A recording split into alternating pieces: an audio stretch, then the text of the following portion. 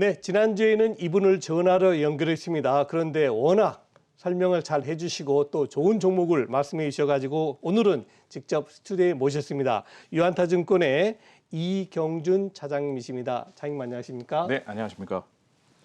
지난번 제가 전화상으로만 뵀을 때는 참 목소리도 좋고 남자다우시다 그런 느낌인데 정말 실제 뵈니까 그렇습니다. 네, 감사합니다. 네, 자 오늘 차장님께서 준비하신 첫 번째 화두입니다. 지금 삼성전자 하이닉스를 빼고 볼 수가 없겠죠. 네네. 자, 최근에 갑자기 삼성전자하고 하이닉스가 이렇게 부각된 그 배경이랄까요? 반등의 배경을 한번 설명해 주시죠. 네, 크게 두 가지로 말씀을 드리도록 하겠습니다. 이제 첫 번째는 미국에서 시장을 주도하고 있었던 아마존 같은 빅테크 기업들이 실적 발표를 한 이후에 쉬어가고 있습니다. 아무래도 하반기 실적 전망에 대한 기대치가 약해졌기 때문인데요. 그러던 상황 중에서 삼성전자를 포함해서 뭐 대만의 TSMC, 미국의 마이크론 같은 유사한 하드웨어 반도체 업종들이 차트상으로도 유사한 모습을 보이면서 3일 연속 반등하고 오늘은 조금 쉬어가고 있는 모습인데, 예를 들어 마이크론을 생각을 해보면 73불 정도까지 빠졌던 주가가 한 83불까지 반등을 했죠. 삼성전자도 한 7만 5천 원까지 빠졌던 주가가 8만 3천 원까지 반등을 해서 아주 유사한 모습을 보이고 있습니다. 즉 삼성전자와 하이닉스가 좋다라기보다는 네. 외국인의 순환 관점에서 이 종목들이 선택이 된 부분이고, 그 이유는 빅테크 회사들과 달리 하반기 실적에 대한 전망치가 굉장히 좋은 편입니다. 그렇기 때문에 짧은 순환에서 생각하는 게 좋다는 생각을 하고요. 두 번째로는 수급적인 이슈입니다. 지난주 중국이 시장이 급락이 돼서 물론 지금은 많이 회복이 됐지만 중국 시장의 급락에 따라서 외국인들이 이탈을 했겠죠. 그 자금들이 어디로 갈 것인가를 생각해 봤을 때 네. 중국 이외에 유사한 국가들로, 그래서 최근 보시게 되면 싱가포르와 인도 같은 시장이 신고가 흐름을 보이고 있고요.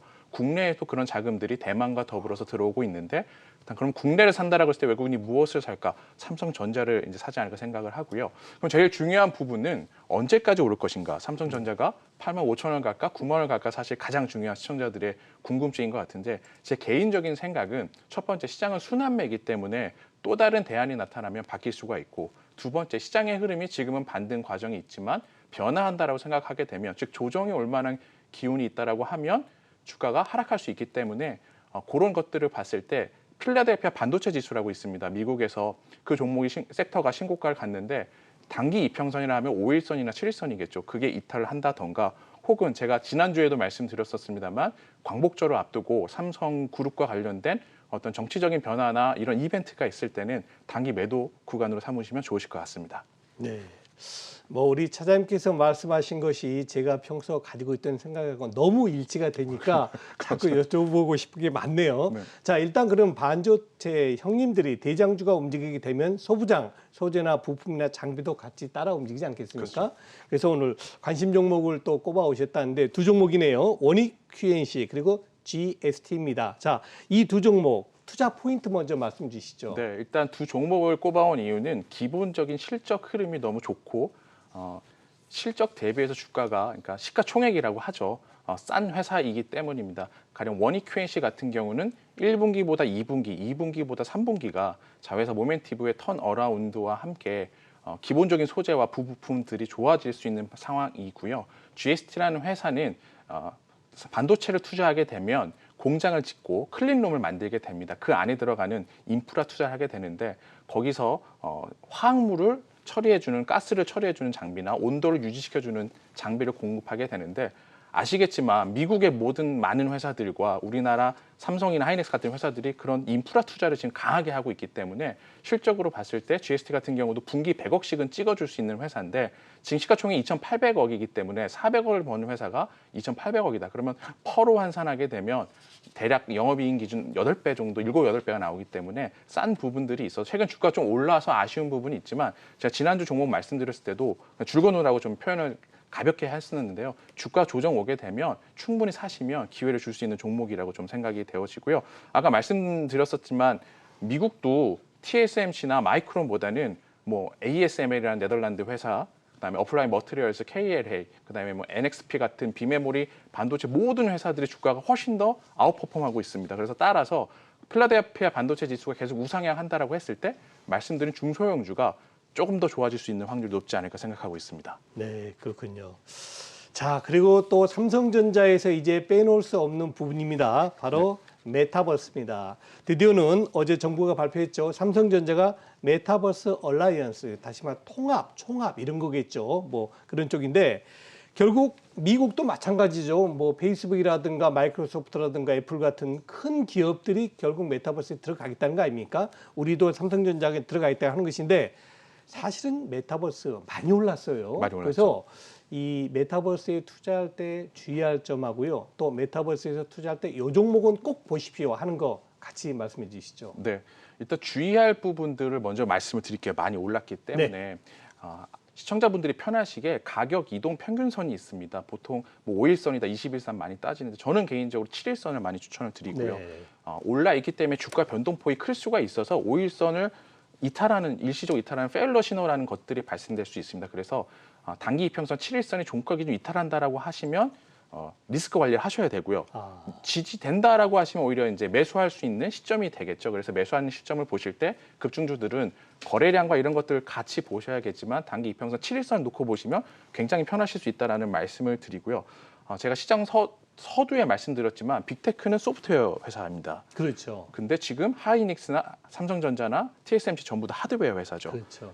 보시게 되면 이 메타버스의 흐름도 똑같습니다. 지금 소프트웨어에 썼던 자이언트 스택 같은 회사들, 그러니까 VFX로 컨텐츠를 만드는 소프트웨어 회사가 대장을 주도하다가 어제 같은 경우 코세스가 강하게 올라왔는데 코세스는 하드웨어 업종이고 삼성전자도 하드웨어 업종이죠. 즉 시장의 트렌드는 똑같습니다. 소프트웨어 단에서 하드웨어 단으로 시장에 관심이 옮겨갔기 때문에 결국 앞으로 보셔야 될 부분들은 소프트웨어 단에서는 이제 자이언트 스택 같은 종목, 그다음에 하드웨어 단에서는 코세스 종목인데 처음에 말씀드린 기준선을 딱 잡으시고 대신 이런 테마들은 또 다른 테마, 또 다른 시장의 관심사가 나오게 되면은 저물게 되거든요. 네. 가령 뭐 대선주가 될 수도 있고 대북주가 될 수가 있고 또 다른 IT 관련된 첨단 산업이 될 수 있겠지만 그 관련 쪽으로 해서 시장의 기준점을 잡고 보신다면 아직까지는 조금 더 왜냐하면 제가 알고 있기로 변화될 수 있지만 다음 주 월요일 날 더불어민주당 쪽에서 최고위원이 메타버스를 관련해서 그걸 이용해서 시연을 하는 걸로 알고 있거든요.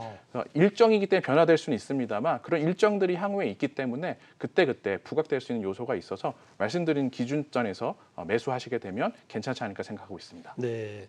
지금 우리 이경준 차장께서 말씀해 주신 7일 이동 평균선 저도 사실 뭐 5일이다, 9일이다, 10일 많이 봤는데 7일은 잘 안 봤거든요. 근데 지금 말씀 주신 7일 이동 평균선을 자이언트 스텝에 넣어 봤더니 공교롭게도 어제부터 다시 턴을 시작하네요. 그 전까지 좀 내려가다가 그래서 아하 이제 자이언트 스텝 같은 종목은 고점이 11만 3천 원대였습니다. 그러다 지금 9만 원대 있기 때문에 이제 다시 한번 관심을 가질 필요가 있지 않냐 그런 느낌이 강하게 드네요. 네, 오늘 좋은 말씀 주셔서 너무 감사드리고요. 자, 그다음입니다. 요즘 정말 그 업종비로 순환이 굉장히 빠르게 나타나고 있어요. 뭐 근데 말 그대로 일주일 가는 종목 없다, 이틀이면 팔아야 된다 이런 말이 나오는데 이렇게 빨리 움직이는 순환 매장에서는 어떤 투자 전략을 권해드립니까? 지난 시간에도 말씀드렸었는데 기준이 필요합니다. 아까 말씀드린 이평선도 하나의 기준일 것 같고요. 그 주식을 보셔도 그 기준이라는 것들을 이평선을 하실지 아니면 다른 시황적인 요소를 하실지 중요한 부분인데 지금 특별한 패턴이 반도체를 제외하고선 나타나지 않아요. 어제 같은 경우에는 암젠이라고 하는 미국 바이오 시총 1위 회사가 실적 발표 7% 급락을 했고 우리나라에서도 실적을 발표하면 바로 매도가 나오면서 급락이 나오고 있습니다. 그렇기 때문에 가급적이면 실적 발표 전에 주가가 오르면 미리 차익 실현하실 필요도 있으시고 또 외국이나 기관 비중이 적은 저희들 표현으로 빈집이라고 하는데 기관이나 외국인이 들어갈 수 있는 여지가 높은 종목들 그다음에 아까도 말씀하셨지만 2, 3분기 실적이 좋아질 수 있는 그런 류에서 찾으시면 좋을 것 같고요. 올라 있는 종목은 아까 말씀드린 그런 트레이딩 관점에서는 좋지만 기본적으로 좀 시장의 변동이 클 때는 빠져 있는 종목들 중에서 충분히 쉬어간 종목들을 좀 골라주시면 좋을 것 같고요. 혹시 차장님께서 관심 있는 종목 있으십니까? 예, 그 종목을 고민을 많이 해서 사실 처음에 방송 나온 시간이라서 근데 올라 버렸어요. 사실은 저는 빠져 있는 주식이 제일 좋다라 생각은 하고요. 올라 있으면 그만큼 저는 비싼 가격에 사기 때문에 확률이 낮아집니다. 하지만 워낙 좋은 회사라서 말씀을 드리려고 하고요. 포인트 모바일이라는 회사입니다. 포인트 모바일. 가장 쉽게 그냥 저희가 매장 가게 되면 이마트든 어떤 물류 창고든 PDA를 가지고서 이제 그 물류 담당자들이 와서 체크를 하고 그런 것들을 네. 통신을 하잖아요. 이 회사는 자체 소프트웨어 개발해서 글로벌 3위 기술력을 가지고 있는 회사고요. 주요한 미국의 한니웰 같은 기계 회사에도 납품을 하고 있는데 제가 추천드리는 이유는 아마존과 작년에 8년에 2,400억이나 계약을 했어요. 근데 구조가 좀 특이합니다. 보통 매출을 일으키게 되면 돈을 주고 그거에 따른 제품을 가져가는데 이 회사는 신주 인수권을 부여받기로 했어요. 즉 포인트 모바일의 지분을 가져간다는 거죠. 아마존 쪽에서. 네네. 제 개인적인 생각으로는 아마존이 글로벌하게 커지고 있는 상황에서 그런 매장 관리를 할 때 자기들에 대해서만 아주 좋은 소프트웨어를 가진 PDA 제품 납품할 수 있는 회사를 찾은 게 아닌가 생각이 되어지고요. 네. 최대 18%까지 지분을 확대할 수 있습니다. 그래서 향후에 그런 부분들이 부각이 될 수 있고요. 그것보다 더 중요한 부분은 이 회사가 1년에 50억 정도씩 벌었던 회사예요. 그러니까 4년 정도 봤을 때 얼마 못 벌었죠. 그런데 1분기 이제 턴어라운드를 하고 2분기 제 개인적인 추정은 40억 이상 벌 수 있을 것 같고요. 3분기는 더 벌 수 있을 것 같습니다. 그래서 연간에서 150억 이상 벌 수 있고 내년에는 아마존 매출이 올해부터 인도에서 시작이 됐거든요. 네. 그리고 지금 분기단에서 100억 이상 매출을 찍어주려고 하고 있는 시점이고 하반기에는 미국 아마존에 들어갑니다. 그러면 시장에 대해서 숫자에 대한 전망을 저희가 내년에 공격적으로 할 수 있을 것 같아서 개인적인 생각입니다만 내년 300억까지도 이 회사의 실적을 추정할 수 있지 않을까 생각을 해서 포인트 모바일을 추천드립니다. 네, 그렇군요. 제가 지금 우리 유한타증권의 이경유 차장님께서 말씀 주신 포인트 모바일을 차트로 봤더니요. 금년 연초가 고점입니다. 4만 원대 있다가 금년 5월 달에는 2만 원까지 말 그대로 반토막이 났습니다. 근데 오늘 공교롭게 종가가 딱 3만 원입니다. 무슨 소리냐? 고점 4만 원, 저점 2만 원, 지금 현재가 3만 원이다. 말 그대로 이제 턴 어라운드가 시작되는 그런 종목이 아닌가 하는 굉장히 그 좀 깊은 그런 감동을 받았습니다. 자, 이제 아마 오늘 마지막 질문이 될 것 같습니다. 뭐 최근에 외국인 투자가들의 매매 동향 우리가 또 빠뜨릴 수가 없겠죠. 결국 어제 그제부터 외국인들이 우리가 생각했던 것보다 더 강하게 선연물에서 들어오고 있는데 외국인 투자가들의 이런 수급 변화, 앞으로 시장 방향성 그리고 투자자들은 어떻게 대응해야 되는지 한번 종합적으로 진단 부탁드립니다. 네, 그 네 가지를 좀 말씀을 드릴게요. 가장 먼저 고용 지표가 금요일 날 저녁에 발표가 됩니다.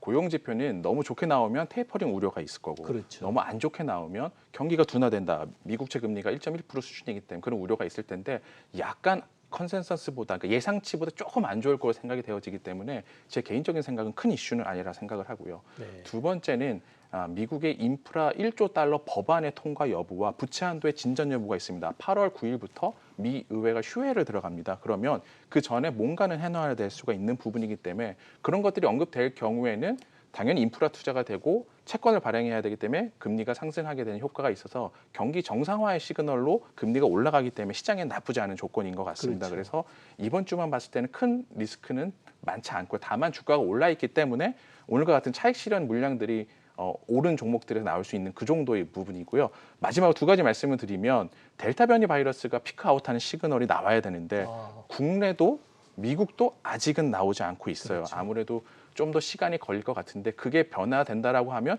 당연히 여행 레저 섹터들이 좋아질 수 있는 여지들이 있겠죠.